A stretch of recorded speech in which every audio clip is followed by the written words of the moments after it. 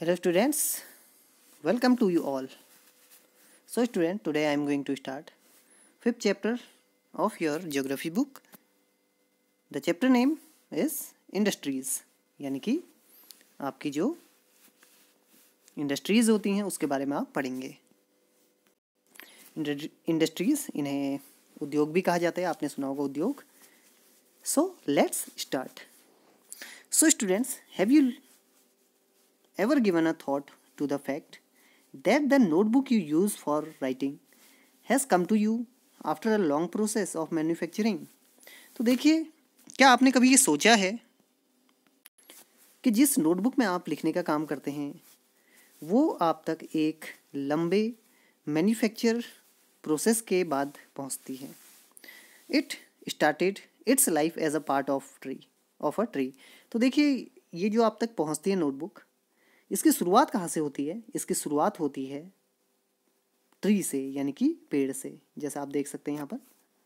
अब कैसे, देखिए, पेड़ से ये नोटबुक कैसे बनती है. So let's no.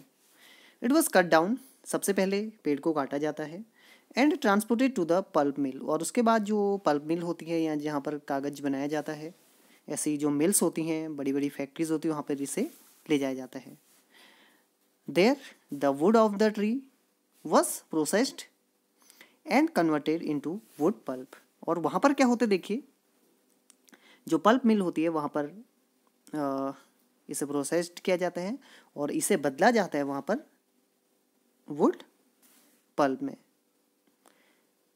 The wood pulp was mixed with chemicals and finally changed into paper by machines. और उसके बाद जो ये वुड पल्प होता है या जो कागज़ होता है उसमें कई तरह के केमिकल्स मिलाए जाते हैं और फाइनली ये चेंज होता है पेपर में, जो आप यूज़ करते हैं. और किससे बनाया जाता है? मशीन से वहाँ पर बनाया जाता है. This paper found its way to the press where ink made from chemicals was use to print the lines on the papers. और देखिए, इसके बाद क्या होता है, जो मिल्स होती हैं वहाँ पर केमिकल्स से इन पेपर्स में लाइंस बनाई जाती हैं. तो आपने भी देखे होंगे अपनी जो नोटबुक्स होती हैं उसमें लाइंस देखी होंगी, तो वो केमिकल यूज़ किया जाता है लाइंस बनाने के लिए. The pages were then bound in the form of a notebook. और उसके बाद देखिए क्या किया जाता है, इन्हें बाउंड किया जाता है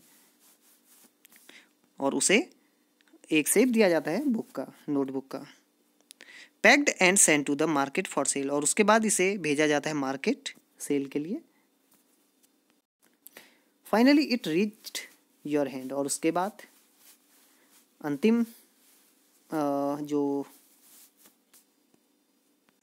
स्टेप होता है, तो जब आप मार्केट जाते हैं तो वहाँ से आप इसे खरीदते हैं और फाइनली ये आपके हाथों तक पहुँच जाती है. तो देखिए, आपने देखा कि एक ट्री से ये जो नोटबुक थी इसकी यात्रा शुरू हुई थी, इसकी जर्नी शुरू हुई थी.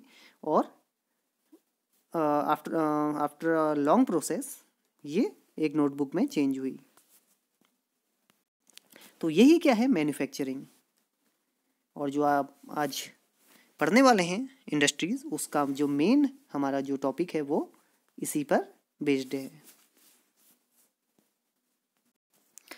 सेकेंडरी एक्टिविटीज़ और मैन्युफैक्चरिंग. देखिए, जो मैन्युफैक्चरिंग है ये होती हैं सेकेंडरी एक्टिविटीज़. तो आप पढ़ेंगे अभी एक्टिविटीज़ के बारे में. तो यहाँ पर जो सेकेंडरी एक्टिविटीज़ है वह है manufacturing. Change raw materials into products. इसमें क्या किया जाता है, जो रॉ मटेरियल होता है, जैसे यहाँ पर रॉ मटेरियल था आपका, ट्री से जो रॉ मटेरियल आपको मिला था तो उसे प्रोडक्ट में बदला गया था, आपके नोटबुक में बदला गया था. तो ये पूरी प्रोसेस कहलाती है manufacturing. Into products of more value to people. As you have seen, pulp was changed into paper and paper into the notebook. These represent the two stages of the manufacturing process. तो यहाँ पर आपने देखी दो manufacturing की process देखी.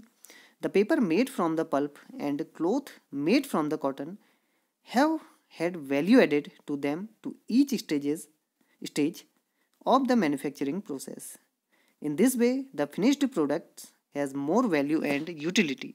तो देखिए, जो मैन्युफैक्चरिंग के बाद जो फिनिश्ड प्रोडक्ट होता है उसकी बहुत ज़्यादा वैल्यू और यूटिलिटी होती है देन द रॉ मटेरियल. यानी कि रॉ मटेरियल के अगर हम उसकी कंपेयर करें, then it is made from, जिससे बना होता है। So students here you can also compare, आप अगर कंपेयर करें एक ट्री को और एक नोटबुक को, देखिए जब ट्री को जब काटा जाता है उसके बाद जब जो पल्प पेपर बनाए जाते हैं तो देखिए शुरू में इसकी ज़्यादा वैल्यू नहीं रहती, बट जब फाइनल प्रोडक्ट आपके हाथ में आता है, फिनिश्ड प्रोडक्ट एक नोटबुक, तो इसकी वैल्यू बहुत ज़्यादा बढ़ जाती है और ये बहुत यूज़फुल भी होता है हमारे लिए। तो तभी क्या होता है, ये इसकी वैल्यू बढ़ जाती है और ये हमारा फाइनल प्रोडक्ट होता है। The paper made from pulp and cloth made from cotton, तो जो पेपर होता है वो पल्प से बनता है और जो क्लोथ होते हैं वो किससे बनते हैं, कॉटन से। Industry refers to an economic activity that is concern with production of goods. तो देखिए अगर इंडस्ट्री की बात करते हैं तो इसका सीधा जो रिलेशन है वो है इकोनॉमिक एक्टिविटीज़ से, जो आपकी आर्थिक गतिविधियाँ होती हैं। That is concern with production of goods, जो किससे संबंधित है, प्रोडक्शन ऑफ गुड्स, यानी कि तमाम तरह की जो चीज़ों का प्रोडक्शन किया जाता है, एक्सट्रैक्शन ऑफ मिनरल्स, और जो एक्सट्रैक्शन किया जाता है मिनरल्स का, और द प्रोविज़न ऑफ सर्विस, या जो सर्विस प्रोवाइड की जाती हैं। Thus we have iron and steel industry, coal mining industry and tourism industry। तो देख सकते हैं यहाँ पर जैसे हमारा आयरन एंड स्टील इंडस्ट्री है, production of goods, coal mining है, इसमें भी एक्सट्रैक्शन किया जाता है कोल का, और टूरिज्म इंडस्ट्री है जहाँ पर आपको सर्विस प्रोवाइड की जाती हैं। तो ये सभी इंडस्ट्री में आते हैं। So let's have a look at new topic, classification of industries. तो इसका जो क्लासिफिकेशन है आइए देखते हैं। Industries can be classified on the basis of raw material, size and ownership. तो देखिए जो क्लासिफिकेशन है इंडस्ट्री का वो किस पे बेस है, first raw material, second size और third ownership. So student first raw materials based industries. तो इसमें क्या होता है, देखिए रॉ मटेरियल कच्चा माल जिसे भी कहा जाता है। इंडस्ट्रीज में be agro based, mineral based, marine based and forest based depending on the types of raw material they use. तो देखिए जिस तरह के उनमें रॉ मटेरियल्स यूज़ किए जाते हैं उसके बेस पर ये अलग अलग तरह के होते हैं। इसमें आपके कौन कौन से आते हैं, एग्रो बेस्ड आते हैं, एग्रीकल्चर से related, mineral based, marine based और फॉरेस्ट बेस्ड। अगर बात करें इसी में एग्रो बेस्ड इंडस्ट्रीज़ की, पहला आपका एग्रो बेस्ड इंडस्ट्री है, तो ये क्या है, use plant and animal based products as their raw materials. तो इसमें देखिए जो रॉ मटेरियल होता है वो उस एज अ रॉ मटेरियल किसका यूज़ किया जाता है, प्लांट्स और एनिमल्स का। जैसे इसमें फूड प्रोसेसिंग है, वेजिटेबल ऑयल्स है, कॉटन टेक्सटाइल है, डेयरी प्रोडक्ट्स जिसमें मिल्क, आपके एग्स ये आते हैं डेयरी प्रोडक्ट्स में, लेदर इंडस्ट्रीज़ हैं, are example of agro based industries. तो देखिए इनमें क्या होता है, एज अ रॉ मटेरियल आपके प्लांट्स और एनिमल्स का यूज़ होता है। सेकेंड आता है आपका रॉ मटेरियल बेस्ड इंडस्ट्री में mineral based industries. So mineral based industries are primary industries that use mineral ores as their raw materials. इसमें क्या होता है, मिनरल ओर्स का यूज़ किया जाता है। The products of the industries feed other industries, और जो इसके प्रोडक्ट्स होते हैं तो वो अदर इंडस्ट्रीज को भी पोषण प्रदान करते हैं, यानी कि फीड करते हैं उन्हें। Iron made from iron ore is the products of mineral based industry. तो देखिए जैसे अलग अलग आपके मिनरल्स होते हैं, आयरन की बात करें तो आयरन बनाया जाता है आयरन ओर से, पहले आपका आयरन ओर एक्सट्रैक्ट किया जाता है।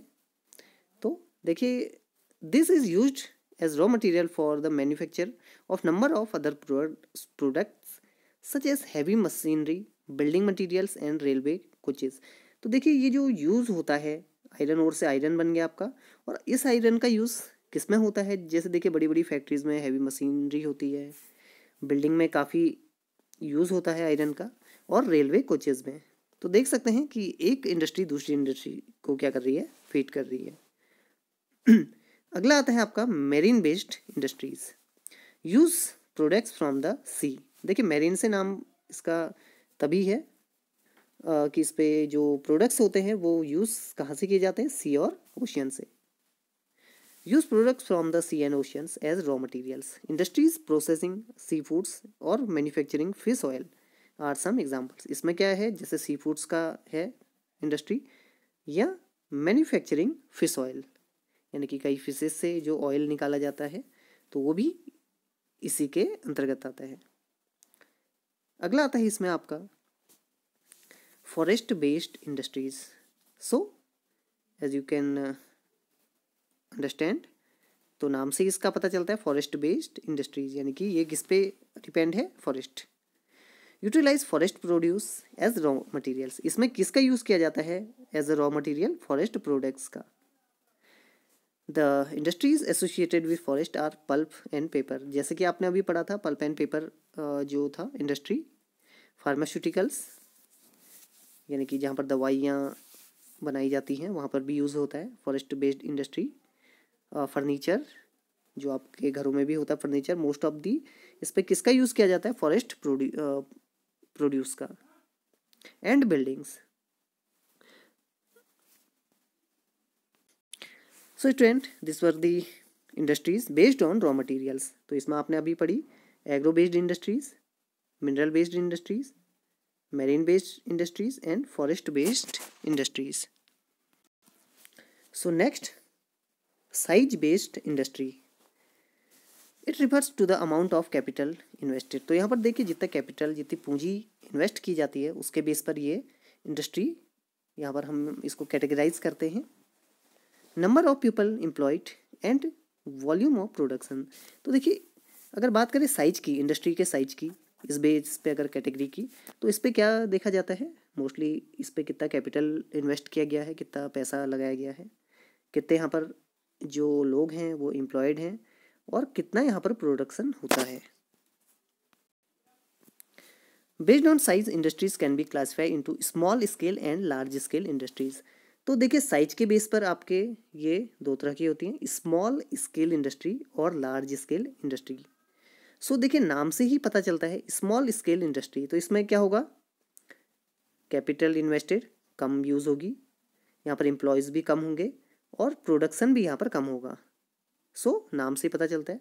दूसरा है आपका लार्ज स्केल इंडस्ट्रीज। तो लार्ज स्केल नाम से पता चलता है कि यहाँ पर कैपिटल जो इन्वेस्ट है, पूंजी भी ज़्यादा लगाई जाएगी, ज़्यादा लोग यहाँ पर एम्प्लॉय होंगे और यहाँ पर प्रोडक्शन भी ज़्यादा होगा।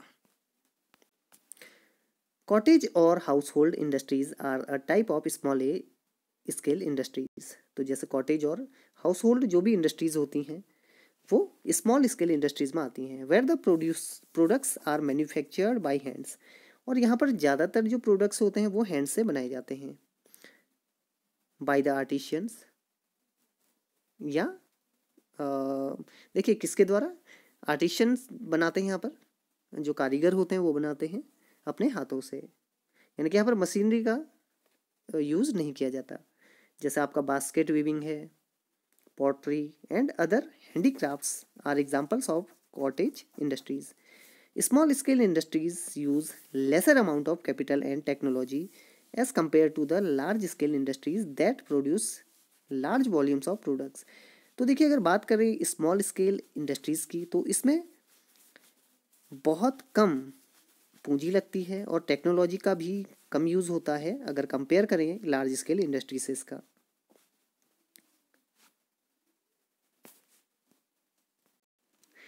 Investment of capital is higher and technology used is superior in large scale industries. तो लार्ज स्केल इंडस्ट्री में क्या होता है, जो कैपिटल यानी पूंजी लगाई जाती है बहुत ज़्यादा लगाई जाती है और टेक्नोलॉजी का भी बहुत ज़्यादा यूज़ किया जाता है। जैसे सिल्क वीविंग है आपका, या फूड प्रोसेसिंग इंडस्ट्रीज़। तो यहाँ पर क्या होता है, देखिए जो सिल्क वीविंग यानी कि जो सिल्क है, रेशम, जहाँ पर रेशम की बुनाई की जाती है, एंड फूड प्रोसेसिंग इंडस्ट्रीज़, तो ये क्या है आपकी स्मॉल स्केल इंडस्ट्रीज़ हैं। और वहीं दूसरी ओर production of automobiles and heavy machinery are large scale industry. तो बड़ी बड़ी फैक्ट्रीज होती हैं जहाँ पर ऑटोमोबाइल्स बनाया जाता है, गाड़ियों के पार्ट बनाए जाते हैं, या बड़ी बड़ी मशीनें बनाई जाती हैं, वो होती हैं आपके large scale industries. Third one, ownership. Industries can be classified into private sector, state own and public sector, joint sector and cooperative sector. तो देखिए अलग अलग अगर बात करें ओनरशिप की, उसके जो मालिक होते हैं, तो उसके आधार पर ये कैटेगराइज्ड हैं। तो इसमें प्राइवेट सेक्टर्स आते हैं, स्टेट ओन्ड यानी कि जो स्टेट जिस पे पूरा कंट्रोल स्टेट का या गवर्नमेंट का रहता है, या जॉइंट सेक्टर्स और कॉरपोरेटिव सेक्टर। अगर बात करें इनमें प्राइवेट सेक्टर इंडस्ट्रीज की, are owned and operated by individuals और ग्रुप ऑफ इंडिविजुअल्स। तो प्राइवेट सेक्टर जो इंडस्ट्रीज होती हैं, उसके जो मालिक होते हैं, जो ऑपरेट की जाती है, वो या तो इंडिविजुअल्स के द्वारा या फिर ग्रुप्स ऑफ इंडिविजुअल्स। तो ये व्यक्तिगत रूप से इसे चलाया जाता है कुछ लोगों या उनके समूह के द्वारा। The public sector industries our own by operated by the government. अगर बात करें पब्लिक सेक्टर की या स्टेट ओन की, ये गवर्नमेंट चलाती है आपकी, such as Hindustan aeronautics limited and steel authority of India limited. तो ये सारी आपकी हैं प्राइवेट, ये हैं आपकी पब्लिक सेक्टर इंडस्ट्रीज, यानी कि इस पे गवर्नमेंट का आपके कंट्रोल रहता है। जॉइंट सेक्टर इंडस्ट्रीज, अब देखिए जॉइंट आपको पता ही होगा, जहाँ पे दो लोग मिलते हैं। Are owned and operated by the state and individuals और अ ग्रुप ऑफ इंडिविजुअल्स। तो इसमें क्या होता है देखिए, स्टेट के भी शेयर्स रहते हैं और इंडिविजुअल्स के भी। यहाँ पर गवर्नमेंट भी, उनका भी शेयर रहता है और इंडिविजुअल्स का भी शेयर रहता है। तो ये दोनों मिलके करते हैं, यहाँ पर वर्क करते हैं। मारुति उद्योग limited is an example of joint sector industry. तो अगर बात करें मारुति उद्योग, तो ये क्या है, आपका जॉइंट सेक्टर इंडस्ट्री है। फिर आता है आपका cooperative sector. Industries are owned and operated by a producer and suppliers of raw materials, workers of both. तो इसमें क्या होते हैं देखिए, प्रोड्यूसर्स होते हैं और सप्लायर्स होते हैं, जो रॉ मटेरियल्स को प्रोड्यूस करते हैं, सप्लाई करते हैं, और उसमें वर्कर्स भी होते हैं। तो ये सभी मिलजुल कर ये चलाते हैं cooperative sectors.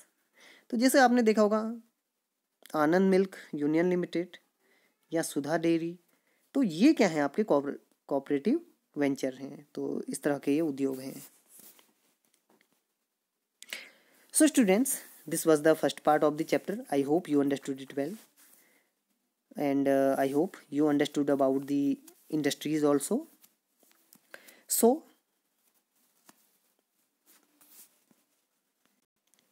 we will continue this chapter in the next video. So till then, bye.